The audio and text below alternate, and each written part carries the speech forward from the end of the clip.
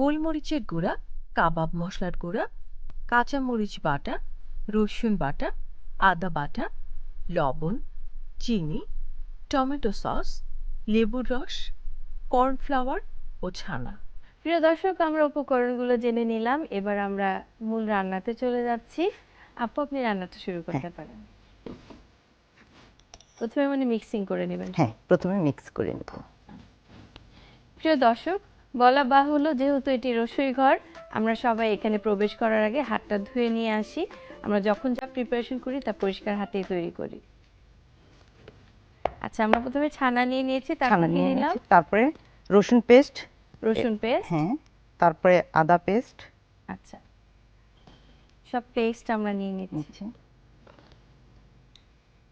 পুদিনা পাতা এবং কাঁচামরিচ একসাথে রেখেছি আমি। আচ্ছা, এটা পুদিনা পাতা আর কাঁচামরিচ একসাথে বেটে আপনি দিচ্ছেন।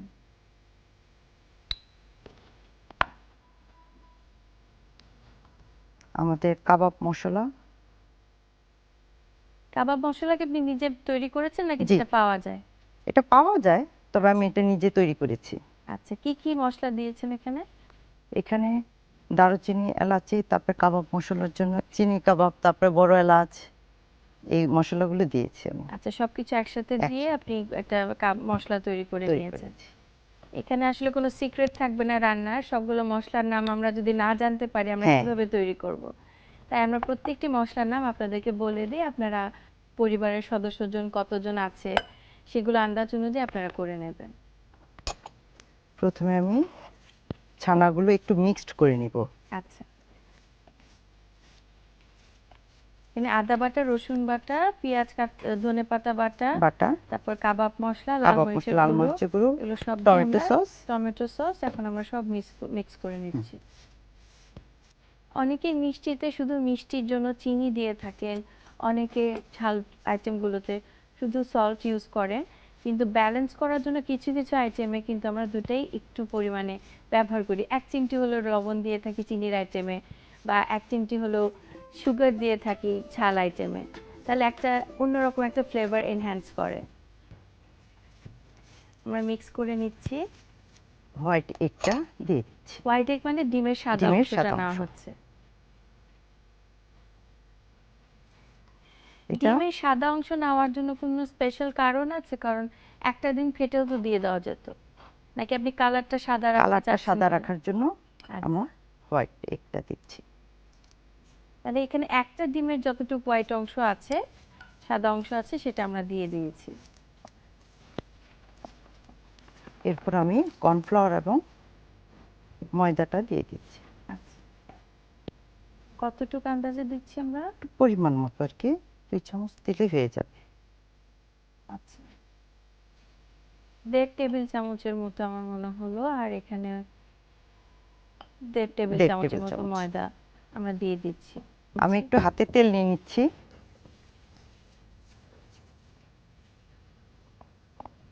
আমরা সবাই নানান রকম কাবাব তৈরি করি, চিকেন দিয়ে, বিফ দিয়ে, মাটন দিয়েও করা যায়, আলু দিয়ে করা যায়, কিন্তু ছানার কাবাব কিন্তু খুবই আনইউজুয়াল।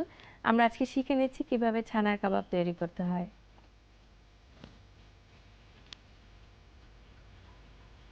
ইফতারিতে কি আপনি নিজেও বাসায় আইটেমগুলো করেন? জি, আমার এটা শেষ হয়ে গেছে। এখন আমি একটু তেল গরম করার জন্য ফ্রাই প্যানে তাই আমি চুলাটা জ্বালিয়ে দিচ্ছি। আমি একটু শ্যালো ফ্রাই করব, তাই অল্প পরিমাণে অয়েল দিব। আচ্ছা, আমাদের চেষ্টা থাকে তেল যত কম পরিমাণে নেওয়া যায়, কারণ আমরা সবাই এখন স্বাস্থ্য সচেতন, সবাই চায় যে একটু সুস্থ থাকি। আমরা তেলটা যত পারবো কম ইউজ করব। খুব সুন্দর শেপে আপু তৈরি করে ফেলেছেন।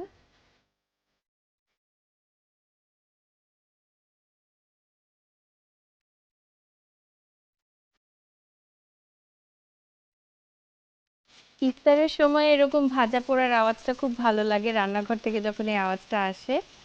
আমাদের এখানে প্রিপারেশন খুব সুন্দর করে চলছে। দর্শক, আপনারা আপনাদের বাড়িতে যদি দুধের ছানা তৈরি করা থাকে বা করে নিতে পারেন, আপনারাও কিন্তু এই রেসিপিটি বাসাতে তৈরি করে ফেলতে পারেন। আমরা দেখছি এক সাইড কিন্তু আমাদের ভাজা হয়ে গেছে, আমরা উল্টে নিয়েছি। অপর সাইডটা ভাজার জন্য। আপু আমার প্রায় চলে হয়ে আসছে। একটা বাহ। টিস্যু দেন, এখানে একটু উঠাই, তারপরে একটা সার্ভিং ডিশ লাগবে আমার। ঠিক আছে।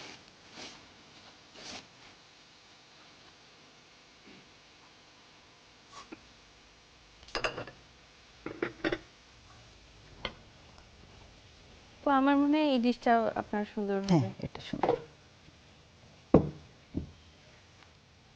প্রিয় দর্শক, আপনারা দেখলেন কত সহজে সুন্দর উপায় আমাদের সামনে তৈরি হয়ে গেছে ছানার কাবাব।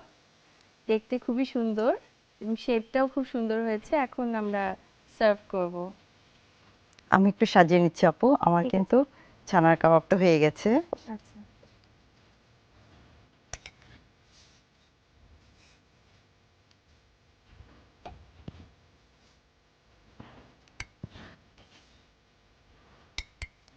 এই রমজানের সময় হ্যাঁ ছানাটা কিন্তু খুব প্রয়োজন সবার জন্যই। সেটাই। হ্যাঁ, তো এখন এটা বাসায়ও বানাতে পারে, আবার কিনতেও পারে, কিন্তু কিনতেও পাওয়া যায় এটা। আচ্ছা। এই রমজানে কিন্তু শরীরের পুষ্টির জন্য কিন্তু ছানাটা প্রয়োজন। জি জি। এটা কিন্তু আমরা বাসায়ও তৈরি করতে পারি, এখন কিন্তু আবার কিনতেও পারা যায়। হ্যাঁ, ছানা। হ্যাঁ, ছানাটা। ছানা বাসায় তৈরি করা যায়, আবার কিনতেও পাওয়া যায়। আমরা হ্যাঁ। ছানা এনে এই সুন্দর সহজ প্রসেসে তৈরি করে ফেলতে পারবো ছানার কাবাব। আপু হয়ে গেছে আমার ছানার কাবাব। থ্যাংক ইউ সো মাচ আপু, এত সুন্দর একটা রেসিপি করে দেখানোর জন্য। প্রিয় দর্শক, আমরা অনেক রকম কাবাব খেয়ে থাকি, কিন্তু ছানার কাবাব কিন্তু ওভাবে খাওয়া হয় না। আজকে আমরা খুব সহজেই শিখে নিলাম ছানার কাবাব কিভাবে তৈরি করতে হয়।